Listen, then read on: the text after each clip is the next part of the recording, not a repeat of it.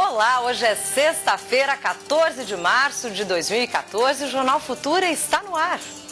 O cicloativismo no Brasil se articula para influenciar nas políticas públicas de mobilidade urbana, de maneira que as cidades brasileiras estabeleçam mais espaços para a bicicleta e o pedestre e menos para os carros, de acordo com o Plano Nacional de Mobilidade Urbana, aprovado em 2012. O movimento hoje já consegue organizar fóruns de discussões internacionais sobre o assunto e, assim, abrir as portas em outras frentes de luta pela sustentabilidade. O assunto é um dos nossos destaques de hoje. Mas veja também, Ouro Preto, em Minas Gerais, já começa um processo de articulação para recuperar monumentos com recursos do Programa de Aceleração de Crescimento para Cidades Históricas. Cicloativistas de várias partes do mundo discutiram no Paraná estratégias de mobilização para influir nas políticas urbanas. E uma exposição interativa no Rio de Janeiro mostra a história do Prêmio Nobel.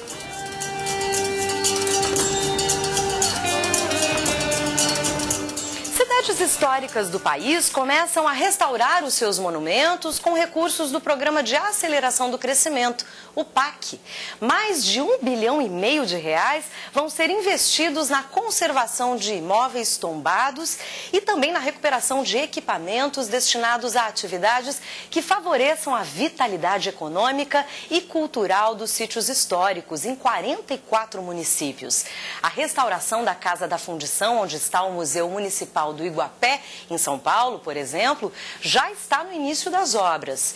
E em Ouro Preto e em Mariana, no estado de Minas Gerais, capelas, igrejas e chafarizes do centro histórico estão na lista das obras previstas. Mais detalhes você confere na reportagem da TV UFOP. A dona Deolinda nasceu em Ouro Preto e mora no bairro Antônio Dias há mais de 60 anos. Desde pequena, ela sempre frequentou as missas e celebrações religiosas na matriz de Nossa Senhora da Conceição, que fica no bairro. Eu nasci, criei participando da primeira comunhão, cruzada eucarística, coroação, dos festejos tradicionais, principalmente na Semana Santa.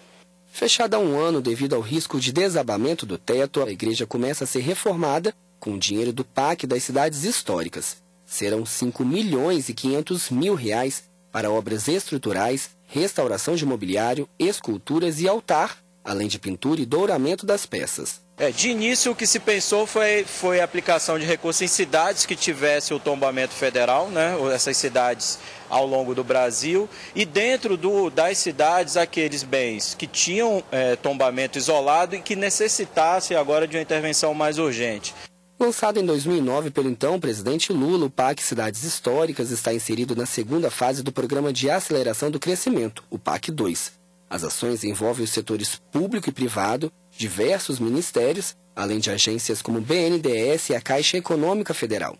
Para a cidade de Ouro Preto, o programa vai destinar quase R$37 milhões, que serão usados na restauração de 5 capelas, 7 igrejas e 24 chafarizes do centro histórico. Todos os projetos foram prontos, todos os projetos foram aprovados pelo IPHAN e tudo foi planilhado.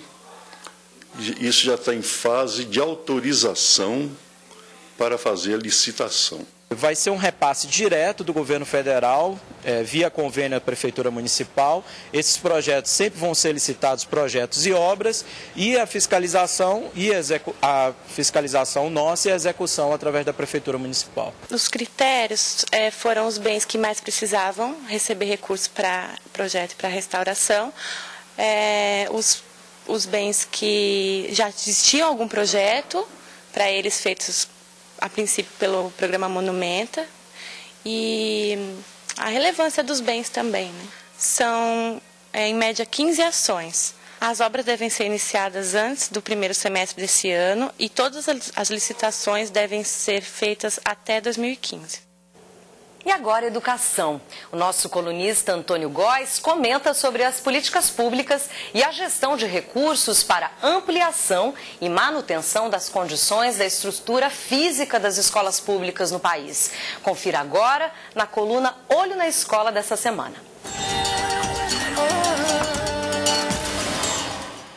programa Fantástico da TV Globo mostrou no domingo passado cenas revoltantes de abandono em escolas públicas brasileiras. São escolas onde falta banheiro, falta água, esgoto corria a céu aberto e às vezes faltava inclusive até uma sala de aula para os alunos estudarem. Um completo absurdo. Pergunta que se faz ao ver uma reportagem dessa é como chegamos ao século XXI ainda com escolas nessa situação. Em primeiro lugar, é preciso reconhecer que a reportagem mostrou casos extremos, ou seja, nem todas as escolas públicas brasileiras, ainda bem, estão naquela situação. Ainda assim, é revoltante que existam estabelecimentos como aqueles. O que se pergunta é o que podemos fazer para o futuro.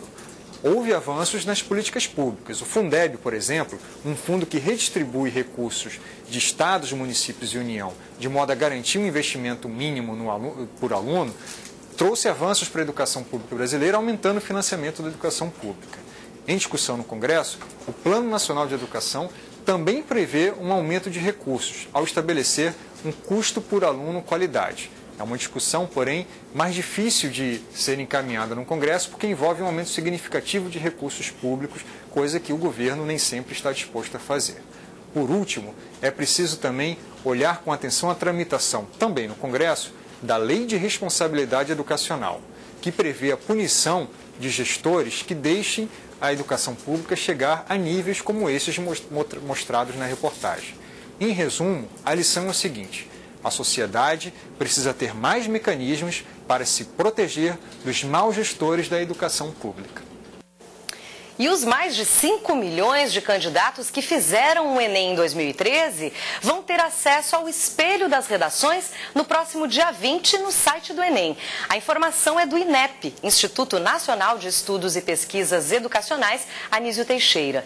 Desde 2012, os estudantes têm acesso às provas em caráter pedagógico. De acordo com o edital, o candidato não pode questionar a correção ou pedir a revisão da nota. Anote aí, o site do Enem é o enem.inep.gov.br. E daqui a pouquinho você vai ver que cicloativistas do mundo inteiro se articulam para influir nas políticas urbanas. E mais. No próximo bloco, exposição no Rio de Janeiro conta a história do Prêmio Nobel.